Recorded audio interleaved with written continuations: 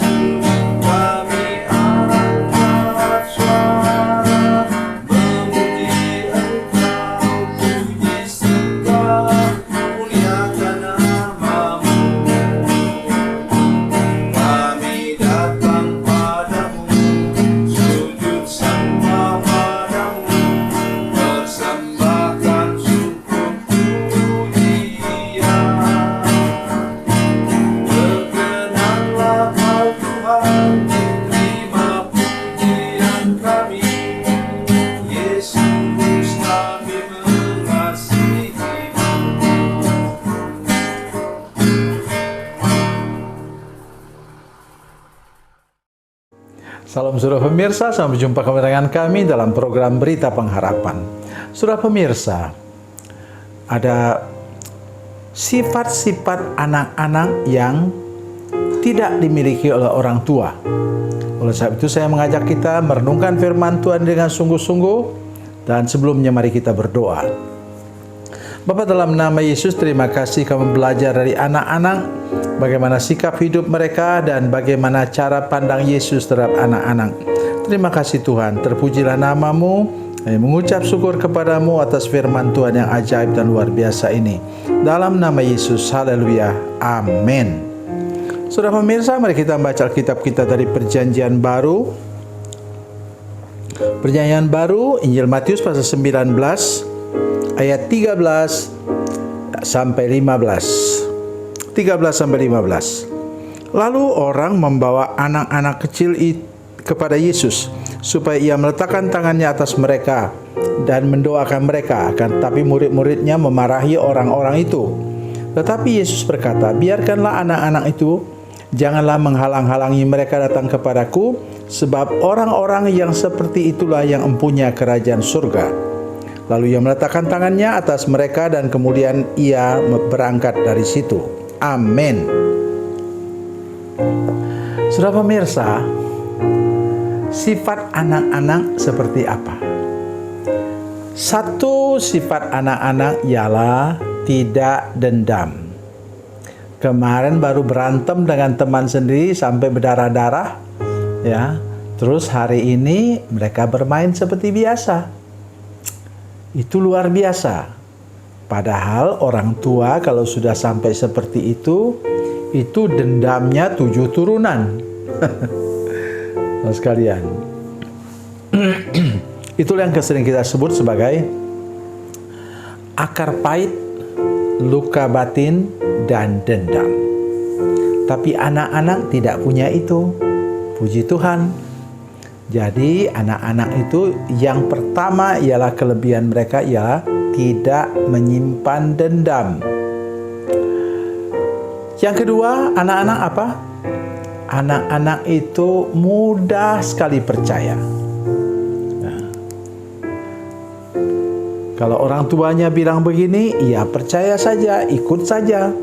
Anak-anak, jangan nanti dia sudah remaja, oh susah. Ya. susah diurus. Oleh sebab itu saya mengajak kita hari ini untuk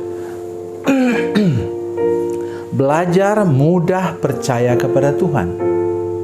Tuhan itu kan Bapa kita. Jadi mari kita mudah untuk percaya kepada Tuhan. Kalau Tuhan berfirman, kita percaya. Saya beritahu kepada saudara kuncinya. Bagaimana kita mengalami mujizat Tuhan? Mujizat Tuhan terjadi, kita dengar firman Tuhan atau baca firman Tuhan. Kemudian apa? Bukan lakukan, sesudah itu. Percaya. Dengar firman Tuhan, percaya firman Tuhan, dan lakukan firman Tuhan, maka mujizat pasti terjadi. Yang sering kita alami ialah kita dengar firman Tuhan, langsung melakukan. Iman kita belum teruji, saudara sekalian. Oleh sebab itu hari ini saya mengajak kita semua supaya kita belajar percaya kepada Bapa di surga. Apa yang Dia katakan itu kita hanya tinggal katakan ya dan amin. Karena Dia berkuasa untuk melakukan firman-Nya. Tidak kurang, tidak lebih daripada itu. Terus yang ketiga ialah anak-anak itu percaya saja dia bahwa bapaknya punya uang, bapaknya punya apa yang dia minta. Saya berapa kali saudara sekalian melihat anak-anak ya menjerit-jerit di kamar, di ruangan supermarket atau minimarket karena dia minta sesuatu kepada ibunya. Dan ibunya tidak mau beli, ya tentu dia punya alasan. Misalnya minta es krim, nah dia tidak mau berikan. Dia takut kalau anaknya nanti jadi batuk, tidak bisa sekolah. Tetapi anak ini terus minta. Akhirnya saya kasihan. Saya bilang, anak atau cucu, nah, ini kamu beli apa tadi? Kemudian saya belikan dia apa yang dia mau. Itulah saudara sekalian. Kenapa dia menjerit-jerit begitu? Dia percaya ibunya punya uang. Padahal mungkin ibu itu punya uang terbatas. Hanya membeli sesuatu yang betul-betul diperlukan pada waktu itu. Jadi saudara sekalian, inilah karakteristik anak-anak. Dan di sini katakan bahwa ibu-ibu ini membawa anak-anaknya supaya Tuhan Yesus mendoakan. Tapi murid-muridnya memarahi orang-orang itu. Kenapa murid-muridnya marah? Kita selalu menganggap anak-anak itu pengacau, bikin ribut saja. Ya. Tetapi sekarang mari kita belajar sesuatu daripada Tuhan. Bahwa Tuhan, ujungnya apa katanya? Ayat yang ke-15, lalu ia meletakkan tangannya atas mereka dan kemudian ia berangkat dari situ. Kita bisa buat kesimpulan begini. Yesus itu sahabat anak-anak. Ia memperhatikan semua anak-anak itu. Dan dia tidak pernah mengabaikan mereka. Justru ia mengatakan, orang yang seperti inilah yang akan masuk kerajaan Allah. Orang yang mana? Yang tidak dendam, yang percaya saja apa yang dikatakan oleh orang tuanya, dan yang percaya saja bahwa orang tuanya punya apa yang dia harapkan. Kita pun begitu. Sebenarnya saudara sekalian, kadang-kadang saya merasa bahwa ada yang salah pada kita kalau kita khawatir akan hidup ini. Kalau kita putus asa menghadapi masalah kehidupan ini, ada yang salah pada kita. Mengapa? Berarti kita menganggap Bapa di surga itu tidak memenuhi apa yang kita harapkan. Tentu Tuhan tidak mau memenuhi apa saja yang kita mau. Tapi Dia pasti memenuhi apa? Apa yang kita butuhkan, apa yang kita perlukan. Ingat itu baik-baik. Jadilah sekarang seperti anak-anak yang beriman dan percaya kepada Bapa. Bahwa Bapa selalu menyediakan apa yang terbaik bagi setiap anak-anaknya. Saya dan saudara-saudara sekalian. Tuhan Yesus memberkati, Tuhan Yesus baik. Mari kita berdoa. Bapa, dalam nama Yesus, terima kasih banyak Engkau sudah mengatakan sesuatu kepada kami, supaya kami punya sikap hati seperti anak-anak yang selalu percaya kepada Bapa kami yang di surga. Terima kasih Bapa di surga, terpujilah nama-Mu.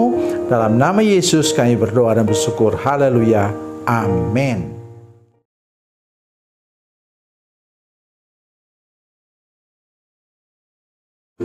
Salam saudara pemirsa, mengakhiri program ini saya mohon kepada saudara-saudara pemirsa sekalian untuk bila saudara menyaksikan program ini melalui channel YouTube, maka tekan subscribe dan bunyikan lonceng. Dan bila saudara menyaksikan program ini melalui channel Facebook, tolong saudara-saudara sekalian tekan like dan juga komen.